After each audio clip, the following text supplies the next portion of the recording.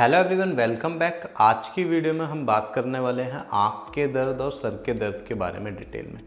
क्या क्या main cause होते हैं आँख में पेन होने के और हमारे सर में दर्द होने के। और अगर हमको आँख में और सर में दर्द हो रहा है तो सबसे पहले हमें कहाँ जाके अपनी आँखों का चेकअप कराना चाहिए और हम घर पे क्या ऐसी चीज़ें कर सकते हैं, क्या होम रेमेडीज़ हम कर सकते हैं जिससे हमारी आँख का दर्द और सर का दर्द घर पे ही ठीक हो जाए। तो पहले बात कर लेते हैं मेन कॉज के बारे में कि किन किन वजह से हमारी जो आंखों में दर्द होता है वो और हमारे सर में दर्द होता है।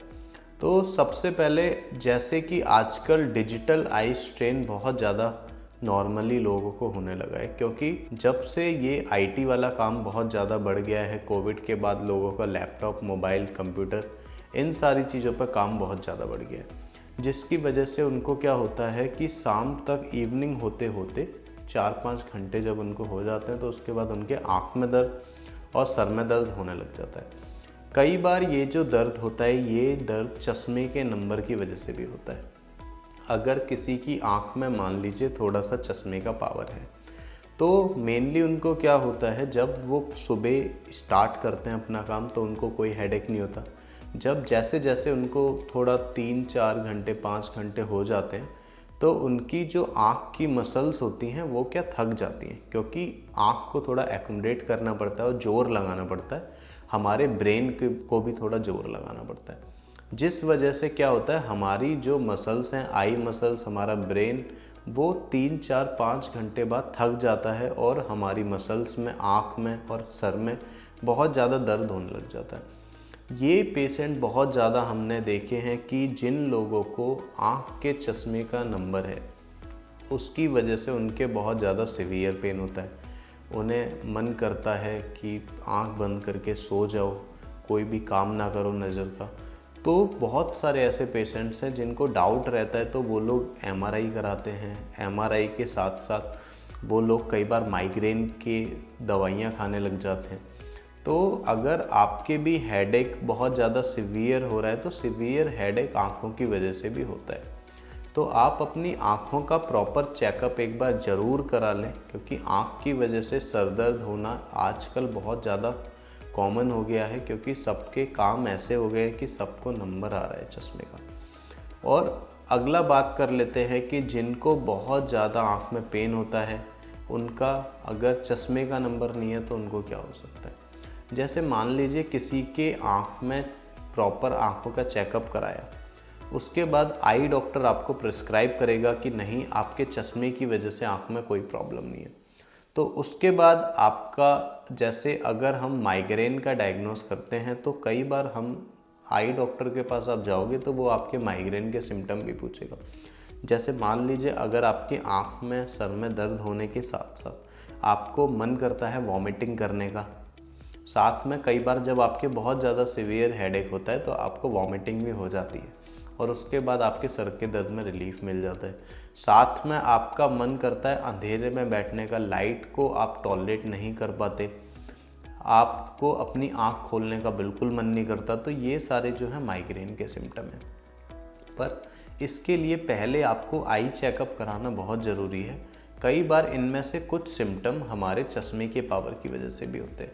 तो अगर इन द केस आपके चश्मे का नंबर बिल्कुल ठीक है, पूरा आपका आँख का जो विज़न है वो परफेक्ट है, आँख की वजह से आपके हेडेक नहीं हो रहा, तो फिर हम लोग आपको नॉर्मल फिजिशियन डॉक्टर के पास रेफ़र करते हैं, जो आपके माइग्रेन के सारे सिम्टम देख के माइग्रेन का ट्रीटमेंट करते हैं। या फिर अगर उनको आपके ब्रेन में कोई प्रॉब्लम लगती है तो वो कुछ टेस्ट कराता है, जैसे एमआरआई ब्रेन, ये सब हो गया।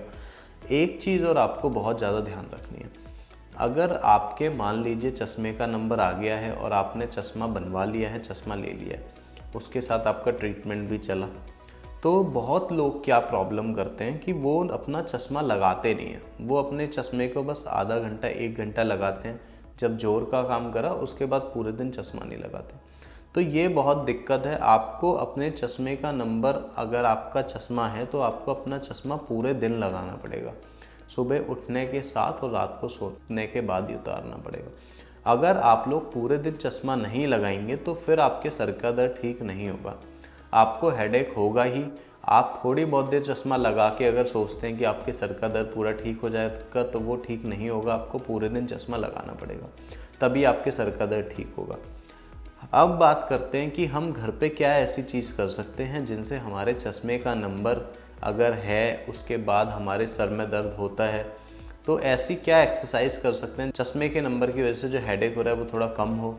हम अपने हेडेक को कैसे ठीक करें? सबसे पहले आपको अपनी थोड़ी डाइट अच्छी करनी पड़ेगी।